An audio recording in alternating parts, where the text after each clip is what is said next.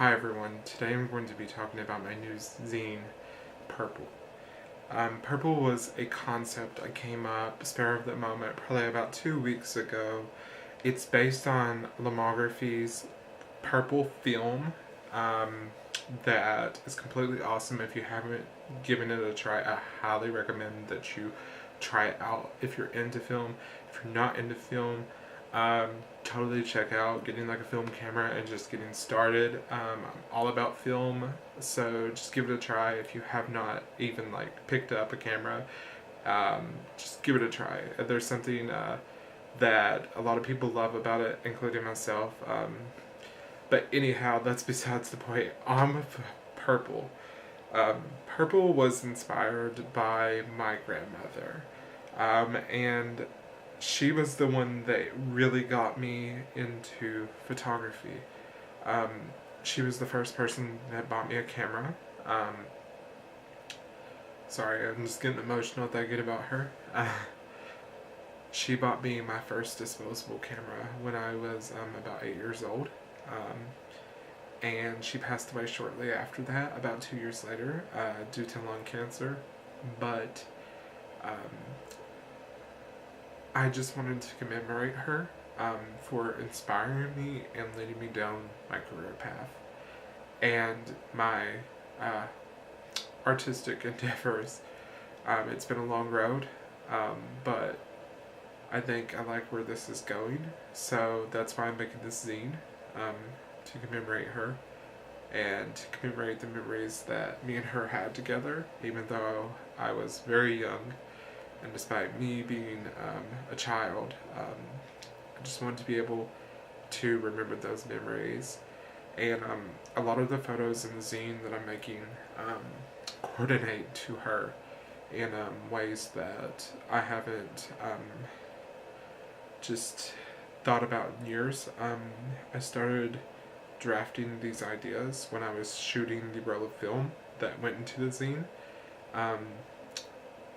There's a bird feeder shot.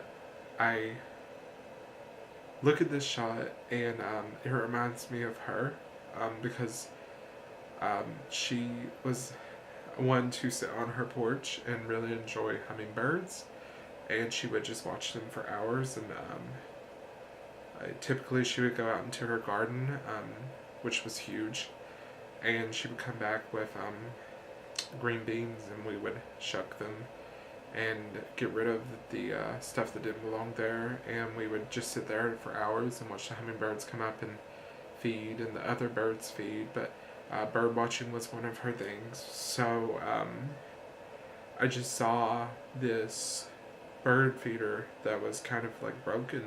It was actually a birdhouse that's been in my backyard for since I moved into my new home, and it just reminded me of her.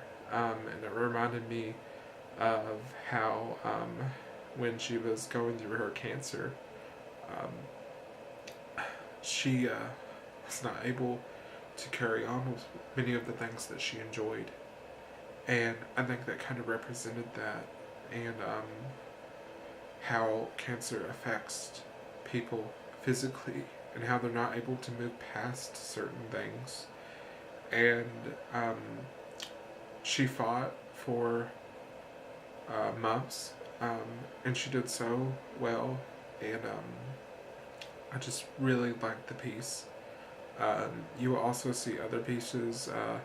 There's a garden shot in there, my little garden that I started last year that has become overgrown, and I thought that that was a nice shot to include because this is kind of what happened to her garden as well. When her cancer was progressing, I wanted to include that shot to kind of display where she was at in that moment. So I just took these photos and they just clicked so well with her journey of cancer and how hard it hit her, and how she did lose some of the things she most enjoyed.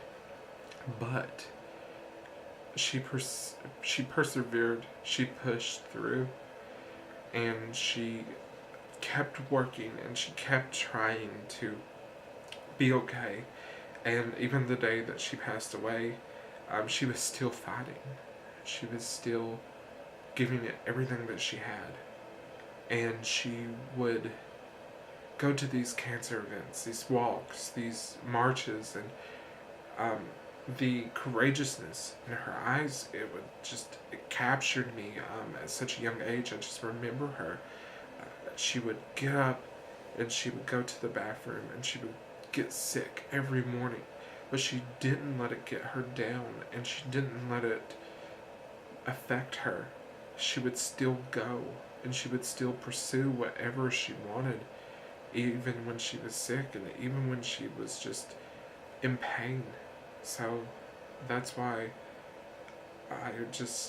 I wanted to do this shoot to commemorate her, because she is so much of my inspiration. Despite me being so young, she's just what inspired me. She's what inspired me to be a creative and to pursue my dreams, because my grandmother pursued hers. My grandmother, she lived, she didn't live a great life in terms of money. In fact, she was actually very poor, but she was so rich in so many other ways. And she lived for that. You know, she lived for her family. She lived for moments, and she lived for things that were not of material. And I think that's what we all should focus on more. And that's what I want to do with photography, is I want to focus on these moments that are passing by, and these moments that we share, and these moments of celebration, and these moments and peaks of our lives. So that's why I'm releasing this zine. I still get the pronunciation wrong. That's why I'm releasing this zine called Purple, and it is to commemorate her, and I hope you all enjoy it. It was absolutely fantastic to plan and to shoot, and I'm absolutely in love with it. It's a short zine. It's only 9 images and 20 pages total. There is a lot of white space. I'll just give you all a fair warning on that. It's a 100 print run, so once those 100 prints are sold, I won't be releasing anymore.